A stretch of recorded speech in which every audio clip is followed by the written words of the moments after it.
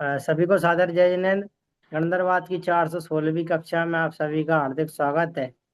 जैसा कि आप सभी को विदित है कि अभी अभी हमारी चर्चा जो चल रही है वो शुभ कर्म अशुभ कर्म है या नहीं है, पुण्य पाप आदि है या नहीं है, उसको लेकर के चर्चा चल रही थी। और पूर्व कक्षा में महाराज साहब इसी बात को लेकर के चर्चा कर रहे थे कि जो वो आत्मा है वह ज्ञान दर्शन चारित्र वीर गुण वाला है।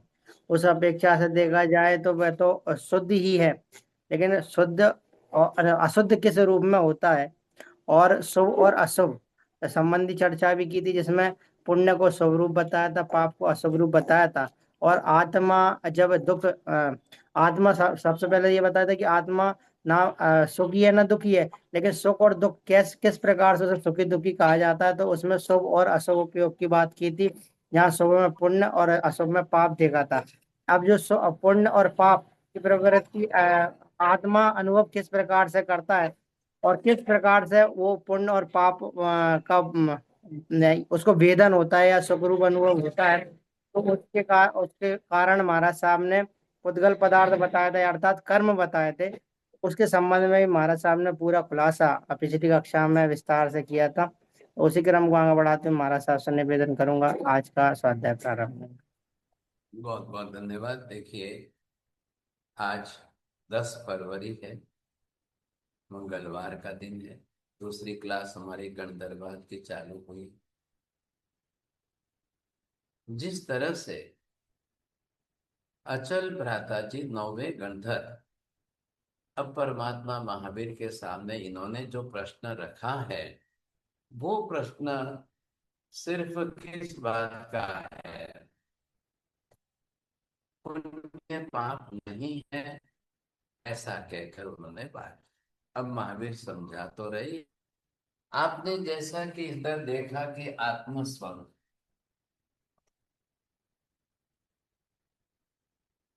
लेकिन अब आत्मा का दोनों स्वरूप आपको देखना है। ये है द्रव्य स्वरूप और इधर है आत्मा का गुण स्वरूप।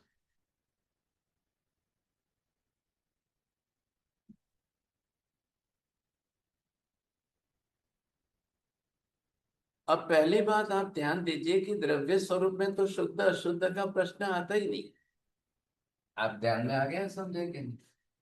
अब द्रव्य स्वरूप जो है वो कैसा है? तो ये जो है,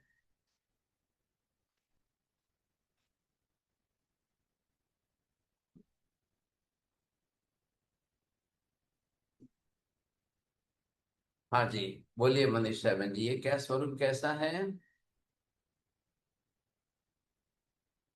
संख्य समूह से समूहात्मक पिंड है गुरुजी। आपने भी आधे शब्द बीच में से छोड़ दिए, कैसे पनिशमेंट देना आपको? संख्य प्रदेश समूहात्मक पिंड। बोलिए चौड़िया जी, बोलो।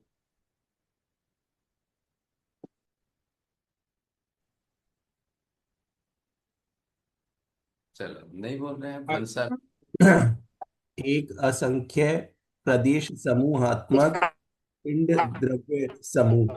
आपने भी राहुल जी 4 लोगस का पालन करना। आपने एक शब्द छोड़ दिया बीच में से। अखंड असंख्य प्रदेश एक समूहात्मक अखंड पिंड। असंख्य समूहात्मक पिंड द्रव्य। आपने भी शब्द छोड़ दिया, आपको भी 4 लोकस। अस्थि कायात्मक महाराज साहब। मैं बोलूं? उधर उधर मत जाइए, अब इधर उधर मत जाइए। बोलिए भावे जी, क्या हो गया? इतना भूल के इतना विस्मरण क्यों होता है? क्यों चौड़िया जी? मैं बोलूं भगवान? हे भगवान, चलो शुद्ध सही बोलना। हाँ भगवान, आत्मा असंख्य प्रदेश समूहात्मक द्रव्य पिंड है।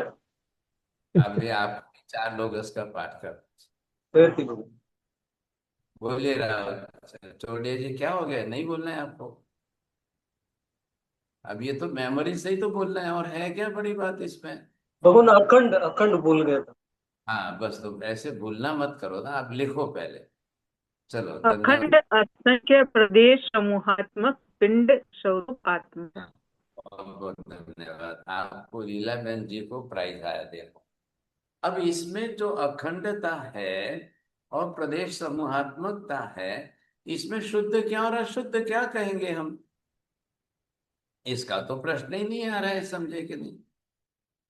चाहे वो सिद्ध की आत्मा हो, चाहे निगुण की आत्मा हो, चाहे संसारी आत्मा हो, चाहे मुक्त आत्मा हो, चाहे किसी भी पर्याय स्वरूप के अंदर आत्मा हो, वहां कोई प्रश्न शुद्ध अशुद्ध का नहीं आ रहा है। ये हमें बाहर रखना है। अब रही बात किसकी, यहाँ पर आप इसको देख लो। अब ये जो है आत्मा के गुणों का स्वरूप।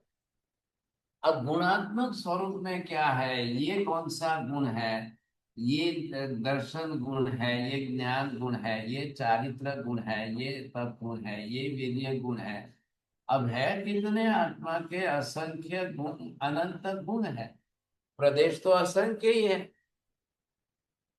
प्रदेशों का समूह तो असंख्य ही है, लेकिन गुण जो है, अब ये दर्शन गुण आपका, अब इधर का ज्ञान गुण, इधर का चारित्र गुण, इधर का तप गुण, ये वीर्य गुण, ये समता का गुण, ये नम्रता का गुण, अब आप ये शांति का गुण, ये वितरागता भाव का गुण, जितने गुण हैं, गुण तो आत्मा में पूर्ण है। एक भी गुण अंश मात्र भी अधूरा नहीं है। इसलिए आपको यहाँ पर क्या कहना पड़ेगा?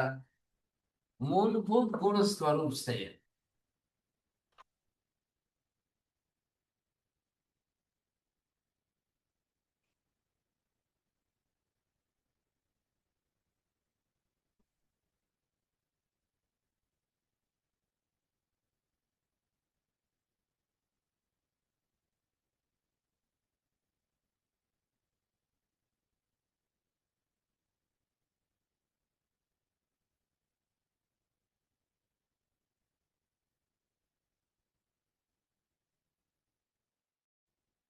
अब यही स्वरूप आत्मा का निगोद में है, यही स्वरूप सभी पर्यायों में है, यही स्वरूप सिद्ध में है।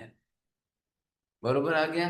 अब आत्मा मूलभूत अपने गुण स्वरूप से संपूर्ण शुद्ध है, शुद्ध ही है, कहाँ अशुद्धि कुछ भी नहीं है।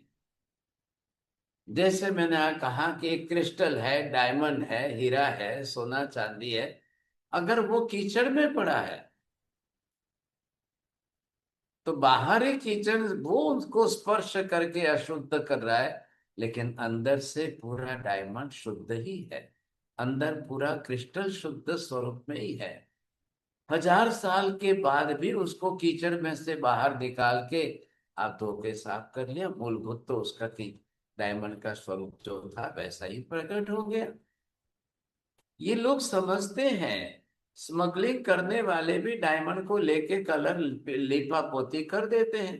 क्रिस्टल को ले लिया, क्लियर कट मिला, ट्रांसपेरेंट मिला, उसके ऊपर कलर चढ़ा के लिपा पोती करके स्मगलिंग कर दिया, किसी को पता ना चले। वो खुद जानते हैं, फिर वहां जाकर पहुंच करके फिर धो करके साफ करके ऊपर का कलर निकाल कर फिर बेच देंगे। बेचते समय वो उसका कलर रख करके तो नहीं बेचेंगे, अशुद्धि देख करके तो कोई खरीदेगा नहीं, लेगा नहीं। एक डायमंड अगर उसका 10 लाख का है कि 10 करोड़ का है, तो उसकी कीमत किस पर है? उसकी शुद्धि पर कीमत है।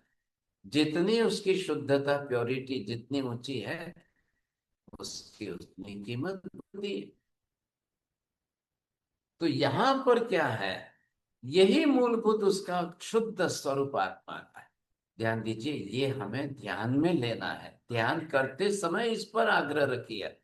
मैं शुद्ध आत्म स्वरूप, मेरा अंदर एक एक ज्ञान, दर्शन, चारित्र आदि सभी गुण अनंत प्रमाण में पूर्ण रूप में शुद्ध ही है, मूलभूत स्वरूप में शुद्ध ही है।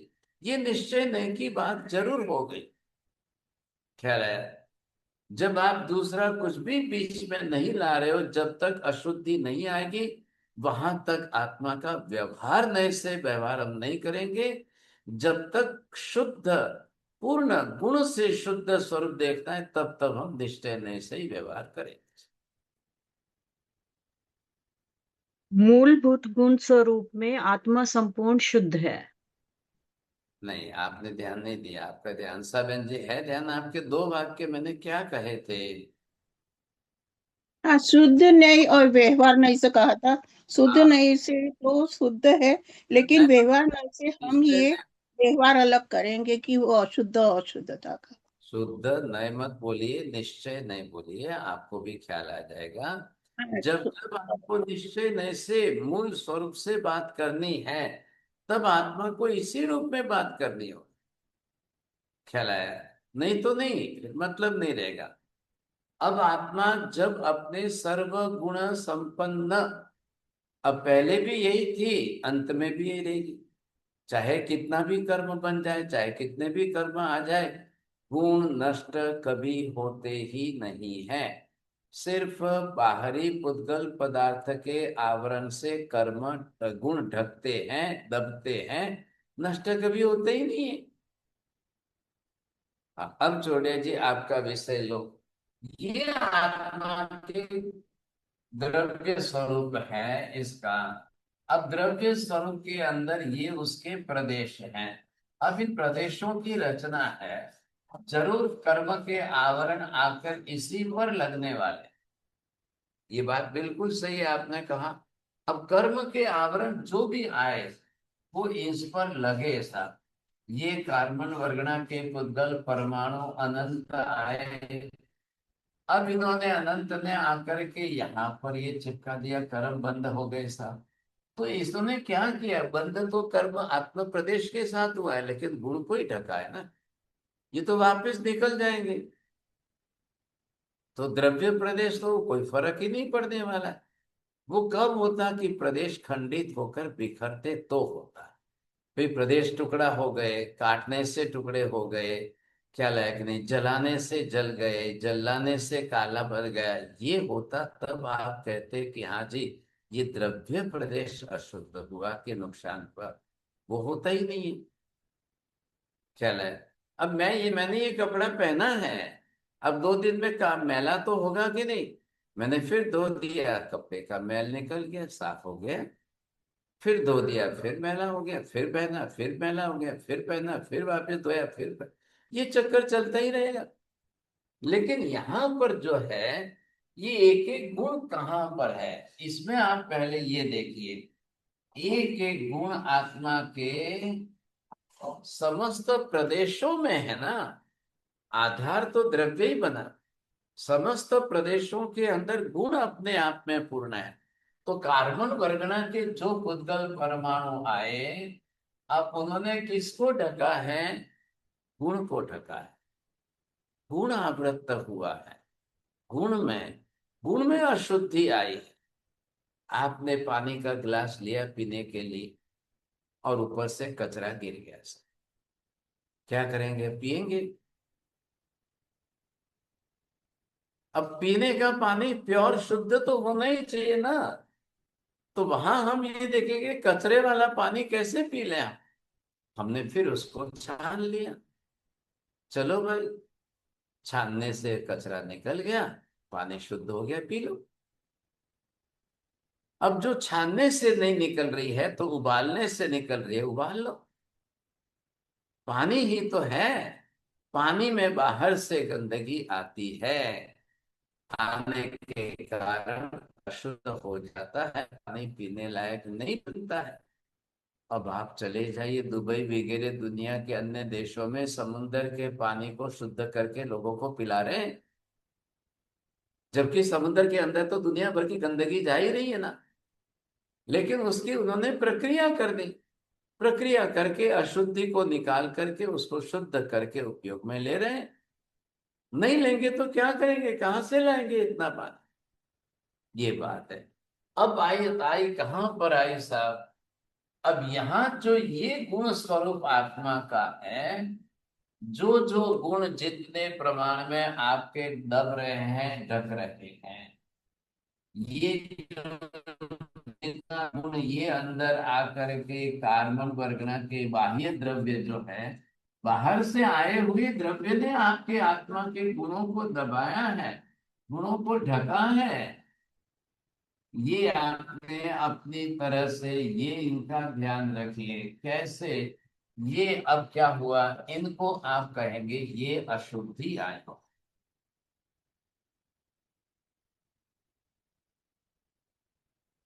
अब ये अशुद्धता किसकी आई? पर द्रव्य से। मेरा कपड़ा सफेद है, इस कपड़े को मलिन मैला किसने किया? पर पुद्गल द्रव्य का मैल चढ़ा, उसने मेरे कपड़े को मैला किया, मलिन किया। ये मलिनता किसके कारण आई? अशुद्धता किसके कारण आई? बस इस पर ध्यान दीजिए साहब। अब अशुद्धता आई, इसके कारण सारा व्यवहार नहीं चलेगा। अब व्यवहार की भाषा आपको इसके साथ जोड़ करके नहीं व्यवहार करना है। जब तक ये नहीं था, अशुद्धि नहीं आई थी, शुद्ध आत्म गुण स्वरूप था, तब आप निश्चय में इससे व्यवहार आत्मा का करते। तो सिद्ध आत्मा को पूर्ण शुद्ध बोलिए और संसारी आत्मा को पूर्ण अशुद्ध बोलिए। लेकिन आत्मा के असंख्य प्रदेशों में सिर्फ एक ऐसे 8 प्रदेश, रुचक प्रदेश रह जाते हैं कि जिन पर कर्म का आवरण नहीं लगता है, कोई भी गुण 100% संपूर्ण नहीं दबता है, नहीं ढकता है। इसलिए आत्मा की चैतन्यता, चेतना शक्ति बनी रहती है। इसी कारण आत्मा आत्मा के रूप में आता है, नहीं तो कब का जड़ पुद्गल परमाणु बन जाता है।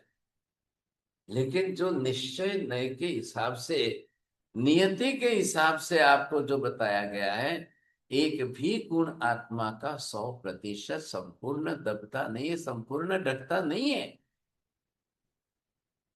चाहे कितने भी कर्म आ जाए, चाहे कितने भी कार्बन वर्गणा के पुद्गल परमाणु अनंत अनंत अनंत आ जाए, तो भी आत्मा अपने स्वरूप में आत्मत्व, चैतना शक्ति, चैतन्य स्वरूप तो बनाए रखता है। वो जड़ बन नहीं गया है। यहां तक अब महावीर को पूछा गया कि हे भगवान, अब ये अभव्य जीव की आत्मा हो तो क्या कहेंगे आप? बोलिए चौड़े जी। अब ये शब्द मैंने किया कि ये अभव्य आत्मा है, तो इनको क्या कहेंगे? इनका मरसब क्षयवशम चलता रहेगा, पर आत्मा कभी शुद्धता प्राप्त नहीं कर सकती। देखो आपने दिशा बदल दी। बोलो अंसा बहन। या अभव्य अजीव भी जीव स्वरूपी है, चेतन स्वरूपी है, उसके भी 100% कर्म ढकेंगे नहीं, अभव्य को भी आप, ढकेंगे नहीं। हाँ, अभव्य को भी आपने जीव ही कहा है ना। ये भी है तो अंदर तो आत्मा ही है, कोई ना थोड़ी है। आप इसको आत्मा नहीं कहेंगे क्या? इसके भी अखंड असंख्य प्रदेश समूहात्मक पिंड है। इसके भी अंदर ज्ञान दर्शन चारित्र आदि सभी गुण अनंत प्रमाण में ही है। मूलभूत स्वरूप में ये आत्मा होने के कारण इसके भी अंदर अनंत ज्ञान है, अनंत दर्शन है, अनंत चारित्र, अनंत वीर्य, किसी भी गुण की, एक भी गुण की कमी नहीं है।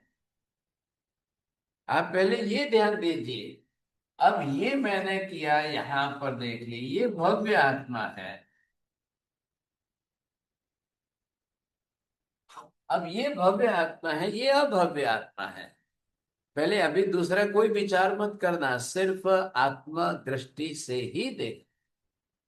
महावीर ने ये कहा, आत्मा के द्रव्य स्वरूप और गुण स्वरूप में दोनों में संपूर्ण 100% समानता है, अंश मात्र भी असमानता नहीं है। बोलिए बाबे जी, पहले ये शब्द बोलो। हमारा से भव्य आत्मा और अभव्य आत्मा दोनों के आत्मा के गुण और द्रव्यों में एकदम समानता है, कुछ असमान नहीं। मतलब क्या होगा? आप इसको भी आत्मा ही कह रहे हो ना, तो ये तो इसके पर्याय है।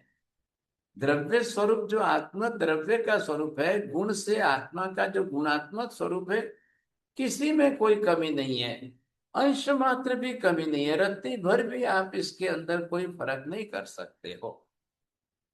ये ध्यान रखना पहले से। गुण वही है जो भव्य आत्मा के गुण है, वही अभव्य आत्मा के गुण। जितने अनंत प्रमाण में भव्य आत्मा के गुण हैं, उतने ही अनंत प्रमाण में अभव्य आत्मा के गुण भी समान ही है। आप बिल्कुल फर्क नहीं करोगे। कल कोई हमको संसार के व्यवहार में कोई अभव्य आत्मा मिल गई, क्या करोगे आप? क्या बोलोगे उसको? आप उसके साथ में किसी भी प्रकार का व्यवहार गलत नहीं करोगे। फिर हम कर्म बांधेंगे। व्यवहार करने में हमने अगर उसके साथ किसी प्रकार का भेदभाव किया, हमने उसके साथ के व्यवहार में किसी प्रकार का राग द्वेष किया, हम कर्म बांधेंगे। यही तो बड़ी विशेषता है। भगवान महावीर ने खुद ने भी काल शोकरी कसाई समवसरण में आकर बैठता और देशना सुनता, तो भी महावीर ने कोई उसका अंतर नहीं किया, अपमान नहीं किया, बाहर निकाल नहीं दिया कि नहीं नहीं नहीं तुम नहीं आ सकते हो। बिल्कुल नहीं किया। एक तरफ श्रेणी महाराजा बैठ रहे हैं, एक तरफ काल शोकरी कसाई अभवी जी बैठ रहा है। पहली बात ध्यान रखना, भवी है कि अभवी है, ये पहचान केवल ही कर सकते हैं। हम नहीं जजमेंट दे सकते हैं किसी को देख करके। आप किसी का व्यवहार देख करके जजमेंट करके किसी को अभवी नहीं कह सकते हो। कर्म की समानता आ जाएगी। इधर देखिए, अब भवी जीव में भी ये मिथ्या तो मोहनीय कर्म आया और इसके अंदर भी ये मिथ्या तो मोहनीय कर्म आया। दोनों में कर्म समान लगेगा। गुण है तो गुण पर ही तो आवरणीय कर्म आया है। ये उसकी समानता है, कोई फर्क नहीं है। क्योंकि गुण समान है तो कर्म भी समान है। अब फिर प्रश्न खड़ा होगा कि नहीं नहीं नहीं नहीं, जब इतनी समानता है तो इसको अभवी क्यों कहा? भाई अभवी इस कारण के कहा है कि ये अभवी जीव अनंत अनंत अनंत काल में भी अपना मिथ्यात्व कभी हटा ही नहीं सकता है, संपूर्ण क्षय कर ही नहीं सकता है, निकाल ही नहीं सकता है। भव्य आत्मा ये अपना मिथ्यात्व मोहनीय कर्म का क्षय उपशम करके बाहर कर्म निकाल देगा, सम्यक दर्शन को प्रकट कर लेगा। इस कारण से ये कभी मोक्ष प्राप्त करने की पात्रता ही नहीं रखता है।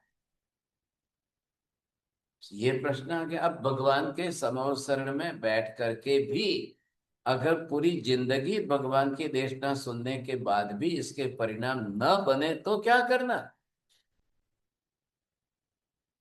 ऐसी परिस्थिति में हम इसको क्या कहेंगे? तब जाकर केवल ज्ञानी भी, अरे भाई इसका मोहनीय कर्म इतना भारी है, चलो चलो चलो, तो भगवान इसको अभवी नहीं कहेंगे, मोहनीय कर्म भारी। मेरे समवसरण में बैठकर 1,00,000 बरस तक इसने देशना सुनी, लेकिन इसका मोहनीय कर्म क्षयोपशम नहीं हुआ, फिर भी महावीर कहेंगे नहीं नहीं नहीं नहीं नहीं, ये अभवी नहीं है तो भविया। आपको याद है विपाक सूत्र के अंदर मृगापुत्र की बात जब आई, तब गौतम स्वामी ने पूछा, यहां तक कि गौशाला ने जो महावीर के ऊपर तेजोलेशा डालकर उपसर्ग किया, तब भी पूछा गया महावीर को कि हे भगवान, क्या ये गौशाला अभवी है? महावीर ने कहा नहीं नहीं नहीं नहीं, अभवी तो नहीं है। आज जरूर भारी मिथ्यात्व के कारण ये व्यवहार विपरीत कर रहा है, लेकिन अंततो गत्वा कभी ना कभी ये आत्मा अपने कर्म क्षय करके मोक्ष में तो जरूर जाए। भले इसने असंख्य भव बढ़ा दिए हैं, इसके असंख्य भव बढ़ गए हैं, लेकिन मैं इसको, मेरे ऊपर इसने तेजोलिशिया डाल दी, मुझे मारने के लिए, जिंदा जलाने के लिए इसने कर दिया, इतने मात्र से मैं इसको अभवी नहीं कह सकता। सोचिए आप, उधर काल शौकरी कसाई जो समवसर में बैठता है, जिसने महावीर के ऊपर तेजोलिशा नहीं डाली, जिसने महावीर को मारने के लिए या जिंदा जलाने के लिए कोई प्रयत्न कुछ भी नहीं किया, उसको महावीर ने अभवी कहा, और खुद को जलाने के लिए, जिंदा जलाने के लिए गौशालक तेजोलिशा डाल रहा है, मारने के लिए डाल रहा है, लेकिन महावीर ने गौशालक को अभवी नहीं कहा। ध्यान दीजिए, अब महावीर वितरागी है, संपूर्ण वितरागी होने के कारण अब ऐसा नहीं कर सकते हैं। उसकी आत्मा को देख रहे हैं। और ये भी मत कहना कि मात्र मिथ्यात्व के कारण अभवी है। अभवीपना नियति है, भवितव्यता है, उसको कर्म का कारण लागू नहीं होता है। कोई भी जीव कर्म के कारण अभवी नहीं बना है। बोलिए आशा बहन जी, ध्यान में आ गई बात? जी, आपने बताया कि अभविपना कोई कर्म के कारण नहीं है, वो भवितव्यता ही है। बस, अभव्यपने का कर्म नहीं है अलग से। कल आप मिथ्या तो भवि में भी है, अभवि में भी है। आप मिथ्यात्व को कारण बना करके किसी को अभवी कह दो, ये गलती मत कर लेना। अब उस जीव की वो पात्रता नहीं है, योग्यता उसमें नहीं है, वो अपना मिथ्यात्व अनंत अनंत अनंत काल में भी नहीं निकालेगा। चाहे कितनी भी बार भगवान तीर्थंकर के समय बैठकर देखना सुन ले, लेकिन उसके परिणाम में कोई फर्क नहीं। सिर्फ मोक्ष के लिए अपात्र ठहरता है, बाकी के संसार के व्यवहार के अंदर उसमें कोई कमी नहीं है। इसीलिए तो जीव है, अजीव नहीं कहा है, आत्मा है। ध्यान रखिए, शब्द मत बदलना। अब बात क्या है? अशुद्धि। ये अशुद्धि आत्मा में आई किसकी आई है? ये कार्बन वर्गणा के पुद्गल परमाणु जो इसने लिए, पाप प्रवृत्ति की, और उसके कारण ये अशुद्धि आई। जो भी आत्मा अपने आत्म गुण के अनुसार आचरण करेगी तो उसके अंदर अशुद्धि नहीं आएगी, ऊपर से अशुद्धि हटेगी। और जो सर्वथा गुण से, आत्म गुण से सर्वथा विपरीत, विरुद्ध, विकृत आचरण करेगी, तब कार्बन वर्गणा के पुद्गल परमाणु आत्मा के गुणों को ढकेंगे, दबाएंगे, घटाएंगे, तब उसको अशुद्धि कहेंगे। ये बात बरोबर आपको स्पष्ट बैठ जानी चाहिए। बीजल बहन, बोलना है आपको? चलिए आचर्य जी, बोलना है आपको? जब कार्बन वर्गना की पुद्गल परमाणु आत्मा के गुणों को ढकते हैं, तब आत्मा विपरीत आचरण कराती है। आपने वाक्य रचना बदल दी, बरोबर नहीं की। बोलिए दीपिका बहन जी, बोलिए। સાહેબજી મતલબંધામી જે આત્મા એના ગુણ અનુસાર આચરણ કરશે તો એને કર્મનો બંધ નહીં થાય, પણ જે આત્મા સર્વથા ગુણ અનુસાર વિપરીત આચરણ કરશે તો એને કર્મ બંધ થશે। अब आप क्या करो, अशुद्धि को देखिए। अशुद्धि कितने प्रतिशत है? अशुद्धि की डिग्री आपको देखना है। ये सब जगह पर अशुद्धि है, इधर देखिए आप।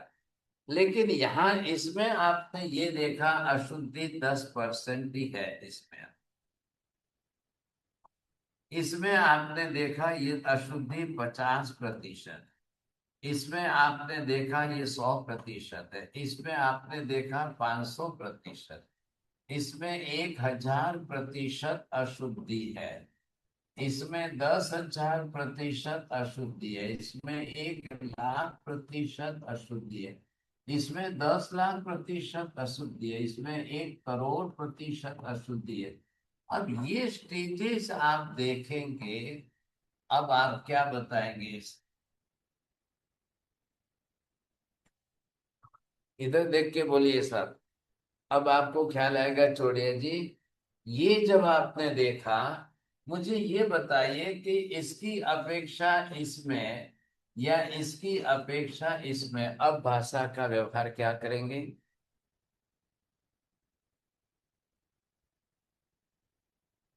साहब, पहली वाली जो 10% है उनमें आत्मा की अशुद्धि बहुत कम है, शुद्धता ज्यादा है, 500%। बस बस बस, अच्छा शब्द मुंह से निकल गया आपका। क्या निकला लास्ट में? लो, आपने ही बोला, वो तो आपको ही ध्यान में नहीं है, क्या बोला? शुद्धता ज्यादा है। हाँ, आत्मा की शुद्धता। इसकी तुलना में बोलना पड़ेगा। जब दूसरों को कंपैरिजन करेंगे तब दूसरों की तुलना में आपको बोलना पड़ेगा कि इसमें जो इतनी अशुद्धि है, अब इसकी तुलना में आपको कहना पड़ेगा इसमें शुद्धि ज्यादा है।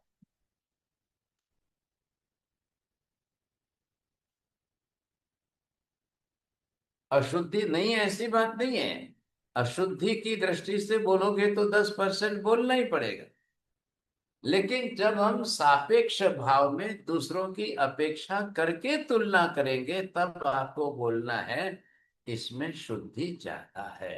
अनायास आपके मुंह से शब्द निकल गया, फिर भी आपको ध्यान नहीं रहा। अब ये सबका ध्यान में तुलना था, कर लो, ध्यान में था, शुद्धिपना का ध्यान में था। इसकी तुलना इसके साथ में कर लो, इसकी तुलना इसके साथ में कर लो, इसकी तुलना इसके साथ में कर लो। अभी मैं बोलता हूं आपको तुलना करने के लिए, सुरेश जी बताइए, आप बताइए कि निगोद से आपके अंदर तुलना में शुद्धि कम है कि ज्यादा है?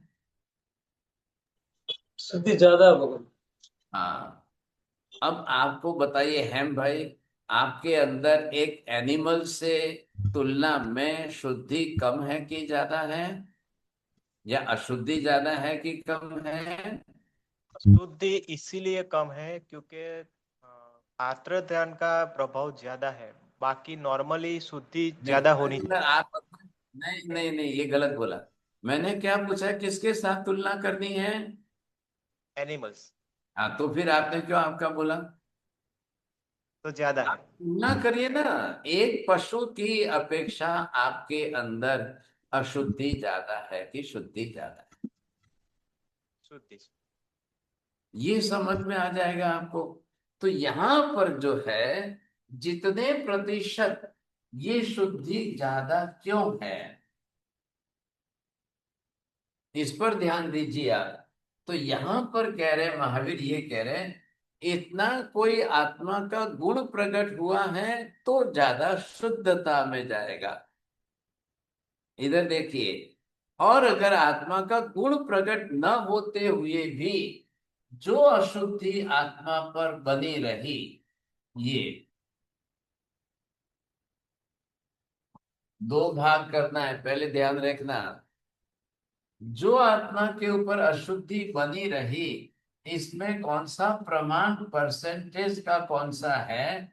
तो एक को आपने शुभ नाम दिया है और एक ने आपको अशुभ नाम दिया है, और यहां पर आत्मा के अंदर शुद्धि ज्यादा है।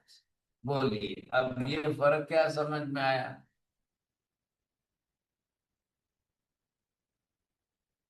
ये फर्क समझ में आ रहा है कि नहीं आ रहा है? पहले इसको बोलना है, बोलिए आशा बहन जी। जी, जो अशुद्धि है उसमें शुभ की बात लेके पुण्य की ओर है, और जो अशुभ है वो पाप की ओर है। सर जी, अ, आपने बताया कि जो आत्मा का गुण प्रकट हुआ है तो वो शुद्ध में जाएगा, बट जो आत्मा पर अशुद्धि बनी है उसे हम उसमें हम जाके शुभ और अशुभ में नाम दे सकते हैं। ये देखिए, ये आत्मा का स्वरूप है।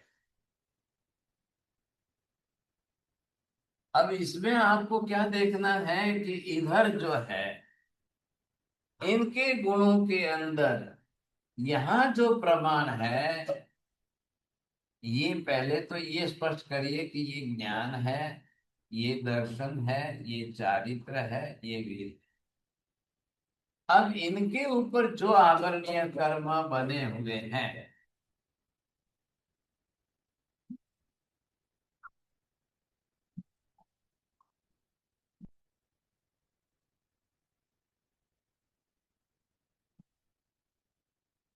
यहाँ पर ये जो आपको सब दिखाई दे रही है, ये क्या है? ये अशुद्धि है।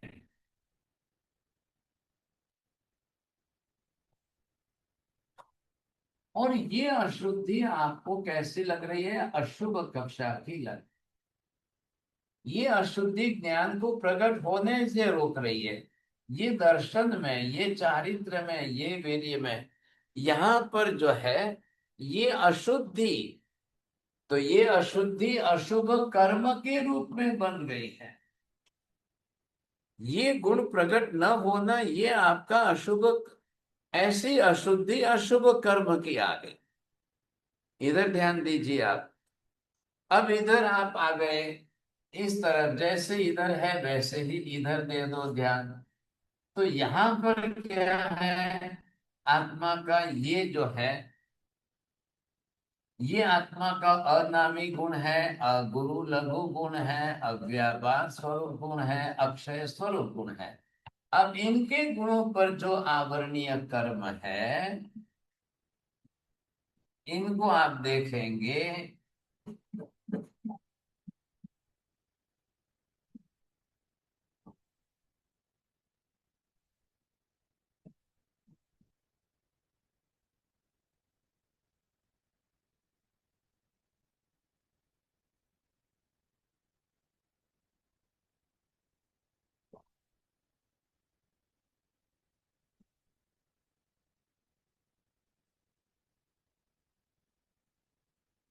इधर देखो, मैंने इधर क्या किया और इधर क्या किया है, ये दो भाग देख लो। इसमें दो भाग प्रकार में आ रहे हैं, इसमें नहीं थे। अब आपको ख्याल आ गया? बोलिए, कौन बोलना चाहता है, कौन समझ गए हैं अच्छी तरह से? आचार्य जी बोलो। महाराज साहब, जो घाती कर्म आपने बताए थे, ज्ञान दर्शन चारित्र वीर्य, तो उस पर जो कर्म आवरण में करे वो आत्मा के गुणों को प्रकट नहीं होने देते हैं, इसके लिए वो अशुभ कर्म है। और जो चार अघाती कर्म है उस पर जो गुण प्रकट, मतलब उनमें दोनों शुभ अशुभ दोनों है।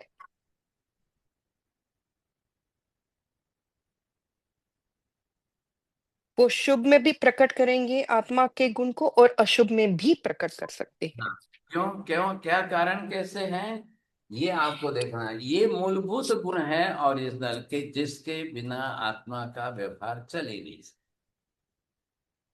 ज्ञान दर्शन के बिना आत्मा का व्यवहार नहीं चलेगा सब, जीवन के अंदर कोई दिल है। अब यहाँ पर इनके ऊपर जो आवरण आ गए, वो अशुद्धि अशुभ कर्म के रूप में गिनी जाएगी। इसमें शुभ कुछ भी नहीं बच रहा है। और इधर जो आप देख रहे हो, अनामी अरूपी अगुरु लघु, इसके अंदर अशुद्धि आई तो वो भी अशुभ कर्म में है। लेकिन जिस भाग पर अशुद्धि नहीं छाई है वहां उतना परसेंटेज खुला शुभ है, वो आपके लिए शुभ कर्म। बात इतनी सी। ये अगर हो गया अशुभ, ये शुभ कर्म बन गया। अब दोनों का हिसाब करिए, अलग अलग, अंदर से ख्याल आ जाएगा आपको।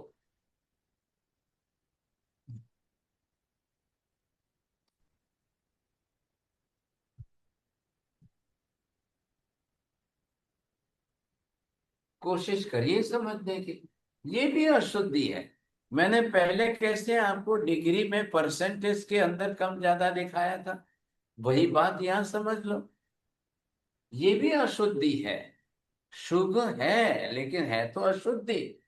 आत्मा के गुणों को प्रकट नहीं किया इसने, लेकिन ये अशुद्धि इनकी अपेक्षा कम डिग्री में है। यहाँ पर 1,00,000% है और ये सिर्फ 1,000%। यहाँ पर ये मिथ्यात्व मोहनीय कर्म बन गया। ये आपका 10 करोड़% है और ये सिर्फ 10% या 10,000% में है।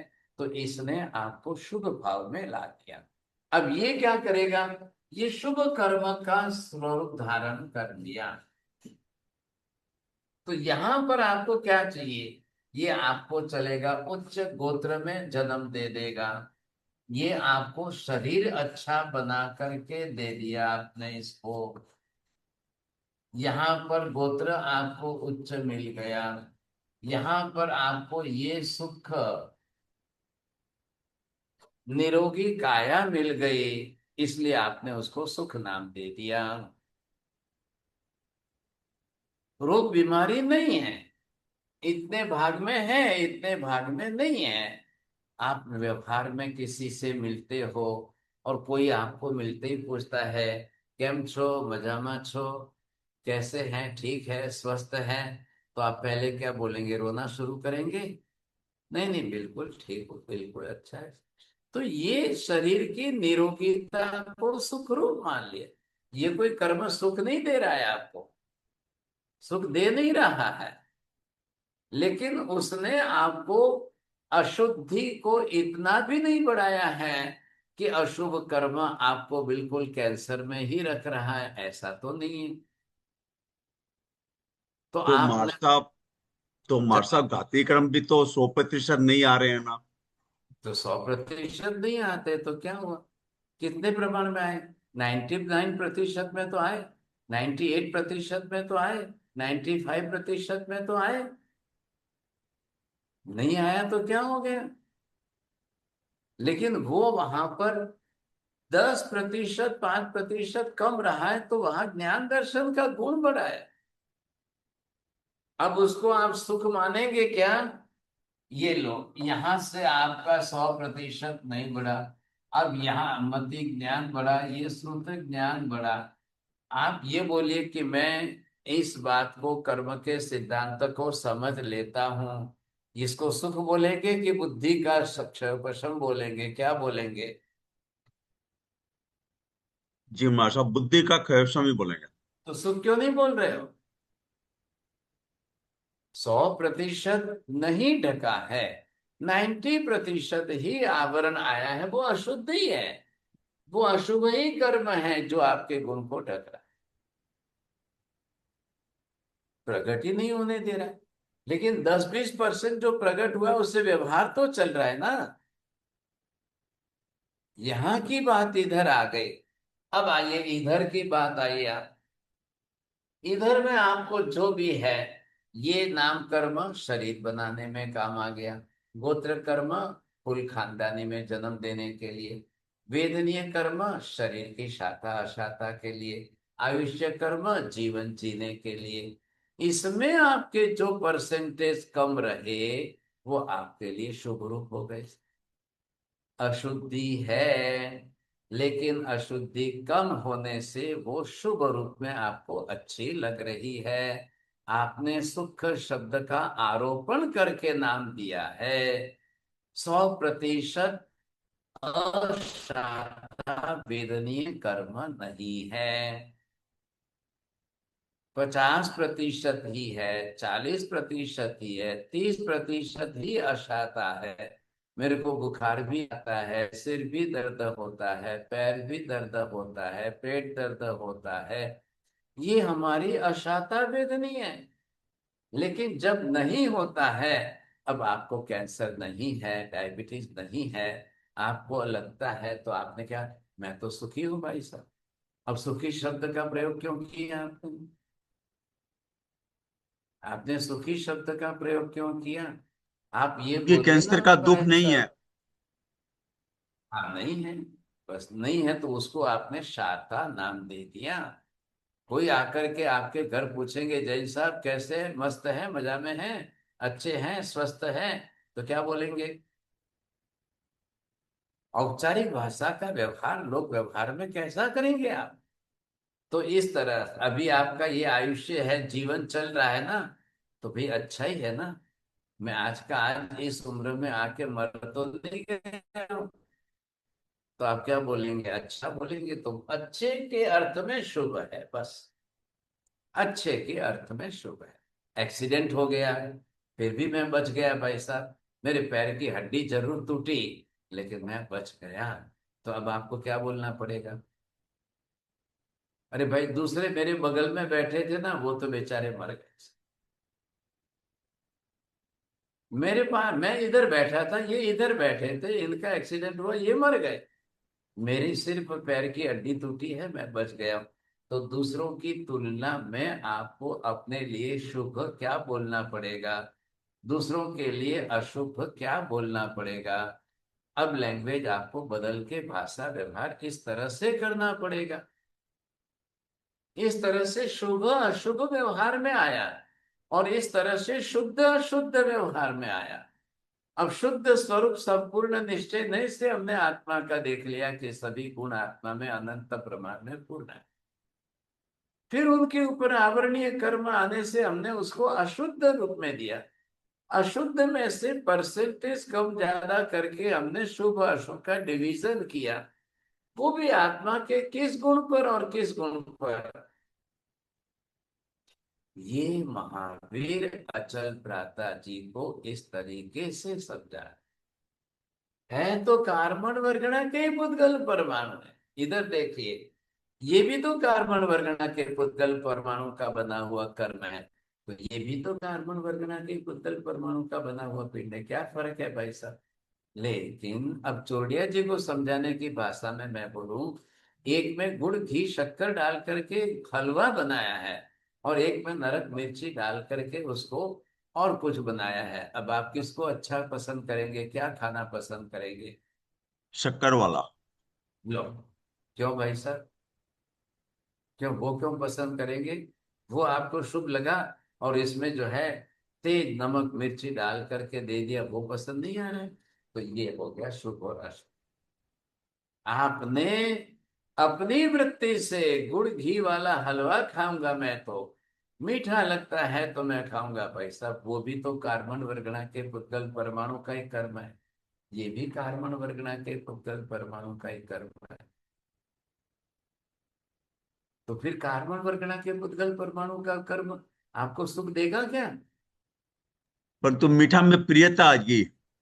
वो आपने जो आपने निर्माण की, आपने लाई, आपने अपनी बुद्धि से उसको बनाई है। मेरे को ऐसा पसंद है, मेरे को रसगुल्ला ही भाता है, मेरे को मीठा ही भाता है। आपने उसके अंदर शुभ बुद्धि की, अब आप उसको खा रहे हो। तो यहां पर अशुद्धि कितनी कम, वो शुभता में ले लिया आपने। कर्म तो कार्बन वर्गणा के ही पुद्गल परमाणु, सब वही है। मैंने ये कपड़ा पहना है, मेरी आंख के सामने मैंने इतना ढक दिया, फिर भी मुझे दिखाई तो दे रहा है, फिर भी मुझे बरोबर मैंने ढक दिया मेरा चेहरा, क्योंकि कपड़ा इतना पतला है, इतना पतला है। और इसके पोल्स जो है ये इतने हैं कि मैं सिर ढक दूं, मुंह ढक दूं, तो भी आप दिखाई दे रहे। तो ये पर अब इसकी जगह पर मैं गाढ़ा मोटा जाड़ा कपड़ा ले लूं, तो ब्लैंकेट ही ले लूं, तो आप दिखाई देंगे क्या। तो क्यों नहीं बोल रहे हैं आप, क्या हो गया मनीषा जी। नहीं दिखाई देंगे गुरु जी फिर। तो क्यों भाई, ये भी तो कपड़ा है, वो भी कपड़ा है, ब्लैंकेट उसमें और इसमें कितना, तो बस यही तो फर्क करिए ना। यहाँ पर ये कर्म और यहाँ पर ये कर्म, वो क्यों अशुभ है जो दुख ये अशुद्ध बन चुके हैं, जो गुण को प्रकट ही नहीं होने दे। और ये क्यों पतला सा कपड़ा है कि मैं मुंह ढक दूं तो भी दिखाई दे रहा है। तो ये शुभ के अंदर मैं इसको, अशुद्धि कम है इसको मैं शुभ में ले ले रहा हूं। है तो कार्बन वर्गणा के पुद्गल पर, कोई फर्क, ये भी कपड़ा ही है, ये भी कपड़ा है, इतना पतला है और इसके छिद्र जो है तो मुझे दिखाई दे रहा है। तो इसको हमने शुभ कर्म नाम दे दिया। अब मुझे पसंद आ रहा है, अच्छा लग रहा है, चलो भाई व्यवहार हो रहा है। आपने बोल दिया इन्होंने कि मुझे भाता है, पसंद है, इसलिए मैं खा रहा हूं, मुझे मिठाई पसंद है, अच्छा ही लगता है। ये आप पहले ध्यान में लो। वो कार्बन वर्गणा के ही पुद्गल परमाणु वही आत्मा के ऊपर अशुद्धि फैला रहे हैं, गुणों को ढक करके भी, लेकिन अब सापेक्ष भाव में कम ज्यादा करके शुभ अशुभ का व्यवहार कैसे कर सकते। इसलिए इधर के लिए आपको कहा है, ये यहाँ पर इनको घटाइए, मौनीय कर्म क्षय करिए, तो आत्मा में शुद्धि वापिस आएगी।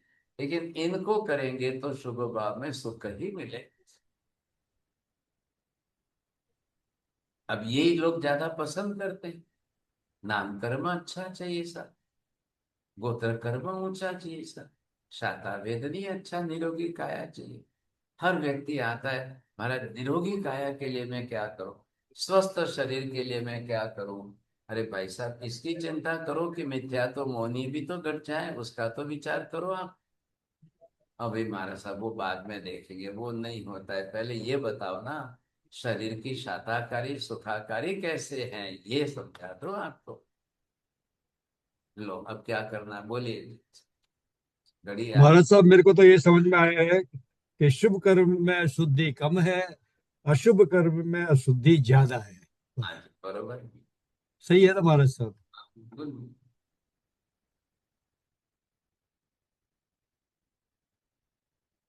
महाराज साहब, मेरा एक प्रश्न है। आपने बोला था कि व्यवहार चलाने के लिए ज्ञान दर्शन चारित्र वीर्य ये काम आता है, जो मूल गुण है आत्मा के, बट नाम कर्म भी तो व्यवहार करने के लिए उसका भी तो चाहिए ना महाराज साहब?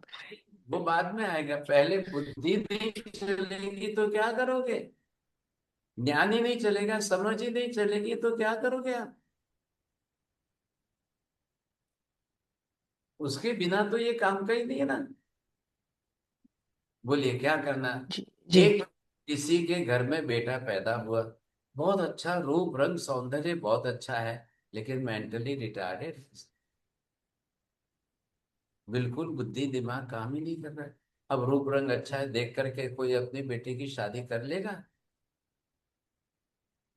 क्यों करे, क्यों नहीं कर रहा है भाई, देख लो ना, बढ़िया अच्छा है, रूप रंग है, बढ़िया अच्छा सौंदर्य, शरीर का सौंदर्य अच्छा है, लेकिन वो पहले आएगा कि ये पहले आएगा? आप क्या देखोगे पहले? बुद्धि। हाँ, तो फिर ये बुद्धि ज्ञान है ना, ये ज्ञान है, ये दर्शन है। एक लड़की जो है इतनी सुंदर थी, इतनी सुंदर थी, अब उसकी शादी करने की मौका आए तो रोज 10 जने देखने आ रहे, रोज आकर के रोज पर वो कहते मैं भी पसंद करता हूँ, वो कहता है मैं भी पसंद, बाहर जाके लड़ रहे झगड़ रहे, वो कहे मैं शादी करूँ, वो कहे मैं शादी करूँ। लेकिन जैसे ही लड़की के साथ बात करने आए तो वो जो बोलते थे लड़की कुछ सुनती नहीं। अब क्या हुआ, वो बोले और उसके फिजिकल फेस पर कोई एक्सप्रेशन ही नहीं दिखाई दे। तब उसकी माँ ने बोला कि बेटी मूंगी बहरी है, डम्ब एंड डीफ है। वो सभी हट गए, नहीं नहीं हमको शादी नहीं करनी, नहीं हमको शादी नहीं करनी, नहीं हमको शादी नहीं करनी। ये दर्शनावर्णी कर्म की डिफेक्ट आ गई। अब इतनी सुंदर होते हुए क्यों नहीं शादी करना चाहते हो? तो ये इसका काम नाम कर्म कह रहा है, भाई मेरा डिपार्टमेंट अलग है, मैं सुंदरता दे दूंगा, मैं कोई उसको बोलना सुनना ये मेरा काम नहीं है, वो अलग है। तो वो अशुद्धि अशुभ कर्म की बन गई। यहाँ पर देखिए आप, यहाँ पर सुंदरता जो है ये शुद्धि उसके लिए शुभ कर्म की, शुभ नाम कर्म की प्रकृति की बन गई। अब इसी का मैं आगे कल आगे की क्लास में इसका ही एक्सप्लेनेशन देने वाला। दो क्लास मेरी कॉम्प्लिकेटेड जो थी, जो शुद्धि अशुद्धि शुभ अशुभ पर मुझे ये डिफरेंस करके जो समझाना था वो जरूरी था। थैंक यू महाराज।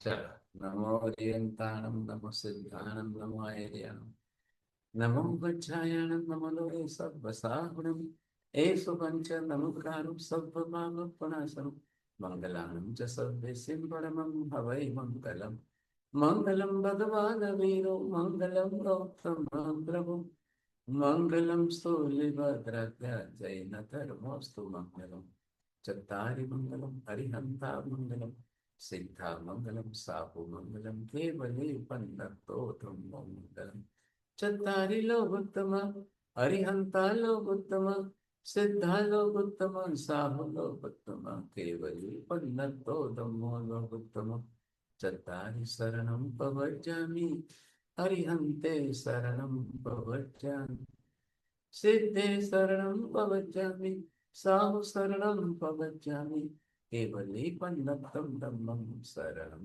प्रव्रजामि सर्वमङ्गलमाङ्गल्यं सर्वकल्याणकारणं प्रधानं सर्वधर्माणां जयनं जयति शासनम्।